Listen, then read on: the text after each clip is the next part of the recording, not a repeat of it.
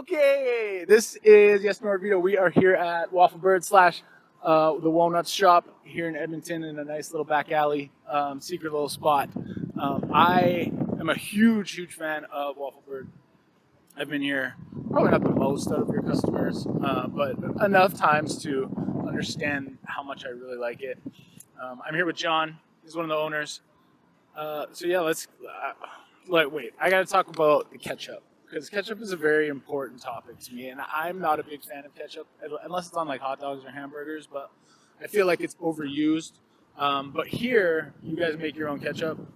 That is correct. We do make our own ketchup. Okay, that's very important to me because it's very good and it allows me. It gives me an excuse to approve of it. Yeah, I looked at our Google reviews the other day and I noticed that approximately 25% of them mention the ketchup,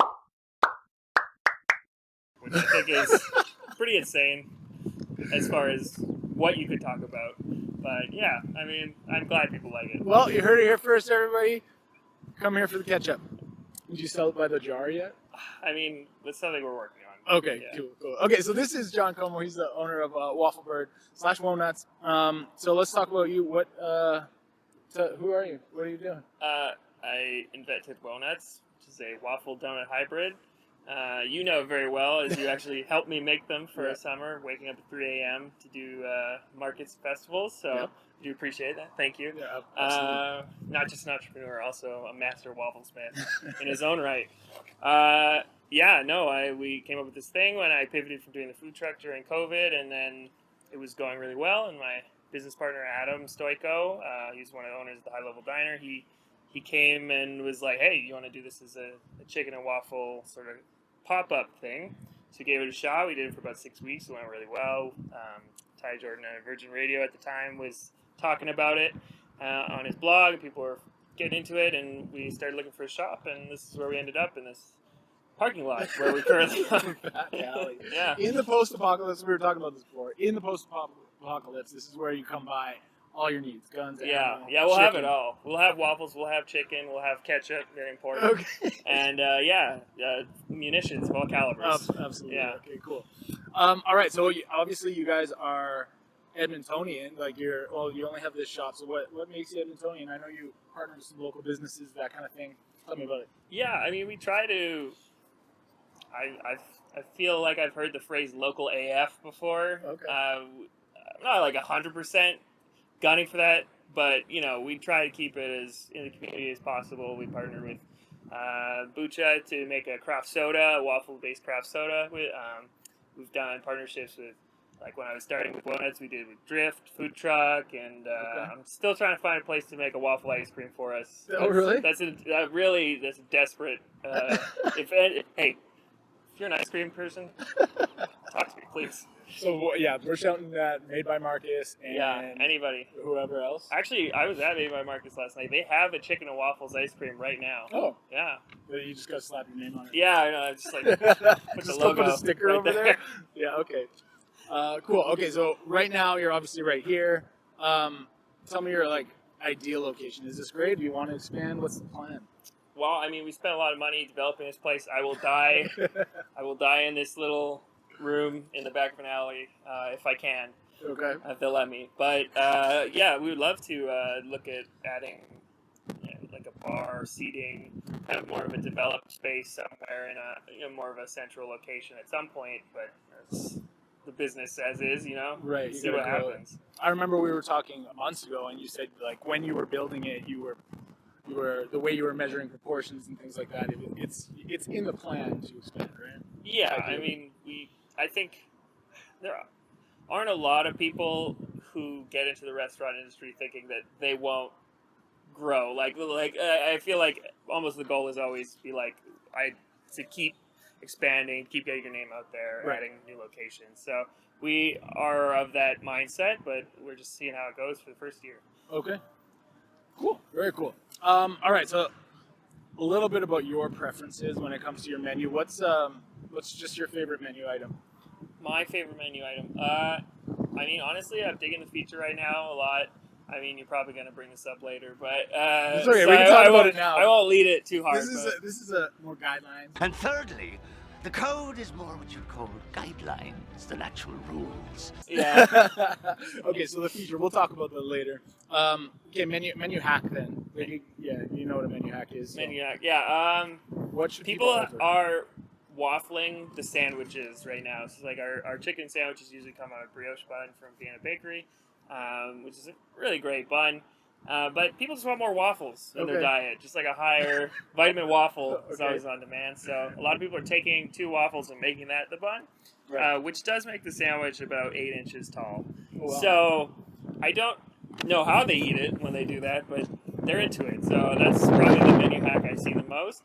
And the other thing is just slapping sauces where they don't belong. That's always a good, classic. That both interviews so far, both people have said I add a sauce to the side.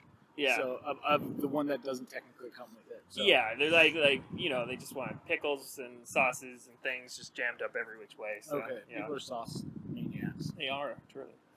Okay, what's your favorite restaurant other than Waffle Bird? Other than Waffle Bird, my favorite restaurant. Can I say McDonald's? Absolutely. No. Cut that out. Fully cut it. Trim it. It's all in. There's no edits. Damn it. There's so many good local restaurants. I feel like I can't pick one, but like it's a mood thing, right? Like depending on what you want. If you want something small plate, craft, like pub food. Small plates, Biera is amazing, obviously. If you want something a little more down and dirty, I feel like I really like the Donair at High Voltage. Donair High Voltage. Yeah. Okay. Cool. All right. So obviously your chicken and waffles is your staple. What is Waffle Bird the best at? Is there a specific thing? Is it your Waffle Bird pop? Well, can you please tell me the name of your pop? Our pop? Yep. It's Dr. Cox. It's Dr. Cox. Old-fashioned waffle pop. Okay, good to know. So what is Waffle Bird the best at? I know there's a couple of different chicken places on White Ave. How do you beat them out? This came up on Twitter last night, actually, because it was like National Fried Chicken Day yesterday. Right. People were like fighting it out in the comments. Everyone saying like Northern Chicken versus Soul Fried. That's the big two. You think of fried chicken in Edmonton. And then we got a little mention. It's just like, but if you're looking for chicken and waffles, you can go to Waffle Bird. And I feel like that's what we're doing. We're a specific thing. Like we're people can have the best chicken. People can. I don't even know where I would go for the best waffle, but like as a combo. And you guys have very unique waffles too. Yeah, our waffles are hybrid donuts also. So that's. No one else is trying to do that. So I don't want to say we're like pioneering new. If no one else is doing it, then you're by default the best. Yeah, we are number one by default. Okay. De facto number one. Awesome. Yeah. So every month you do a monthly feature. There was, I can't remember the names of them. I've had them both. So the first one was the Bulldog Smack, which is a Korean. That is a very loud truck. That is a loud truck. The loudest truck on earth. Look at it go. So the first one was a Korean style, inspired by that hot Korean chicken ramen everybody was doing. We took that, turned it into sort of like a hybrid Korean barbecue sandwich with fried ramen on it. The next one we did was the Hey I'm Squawking Here. That was the pizza infused one. It was sort of like a chicken parm pizza one. And then this one we're doing more of a kind of lighter, fresher taco vibe. Right. So is there any specific inspiration, or it's just kind of whatever you're feeling? You're like, hey, you know what would be crazy if we blended a pizza and put it into a sauce? Yeah, I can't really remember why we did that. I think we were like, we're going to do a chicken parm because the name Ham Squawking Here is just like too good not to do a chicken parm. Okay. And then we're like, hey, what if we put a whole pizza in there? And then we're like, how does that work? I feel like it's a crazy thought, and then we both immediately dismiss it, and then we stop and we're like, but wait, what if? One of those it's just round table type thing. It's like, okay, what if we do this? And like, no, that's crazy, but what if we did do it? But what if we did do it? Could we do it? How would we do it? Yeah, okay. So that is usually how that works. Very cool. Okay, and then last question. Everybody gets it. Everybody gets most of these questions. But what's one thing to know about Waffle Bird that most people don't know? You see that corner by the A&W, you just turn around and there we are, okay, right there. So if you're going to the A&W drive-thru, just throw it in reverse, whip it, Yui, and you're at our restaurant. Okay. So it's beautiful. The thing you should know about us, though, I think, is that we love you. And we love our customers so much. And every time we get any sort of feedback and like positive feedback or people responding to us in any way, like it just genuinely brings me so much joy. So we live to do this for you guys. Honestly, so. and that's the thing about smaller places is that they want to please the customer, right? Like you just introduce smaller portions too, right? Yeah, second sizing. So yeah, so it's just little things like that to kind of customize and tailor and make sure that people are getting the best experience. And with big companies, you just don't get that because it just kind of gets lost in the suggestion box. Yeah, like it got probably 20,000 ats a day on Twitter or whatever. Like, no one's paying attention. They don't care. But like, if you come in and you're like, I want this, but I want it done this way, I'll find a way to make it happen. Okay. So that's the thing to know. At Waffle Bird, they care. That's it. It's for you. Okay, cool. Well, that's about it. Unless you have anything fun you want to add. Tell me about your feature for this month. Oh yeah, the feature is the Mango Bango Tacos, which is literally the first thought, best thought naming convention. I didn't have a name. It rhymed with mango. Okay. That was it. But like, it's pickled mango, habanero, onion, there's a cilantro oil, there's a nice chipotle lime crema on it. It's fried chicken taco, kind of a Tex-Mexy sort of taco, and just people like tacos, man. We've been selling tons of these. Okay. A lot. Mango Bango. Yeah. Sweet. Okay, I think that's about it. So we'll do a little outro.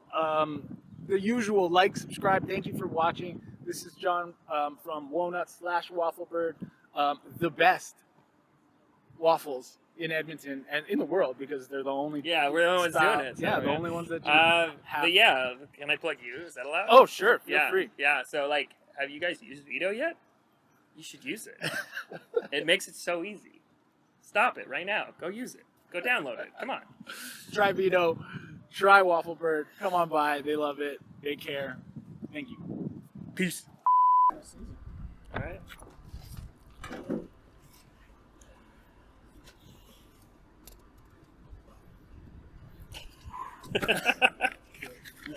Jesus.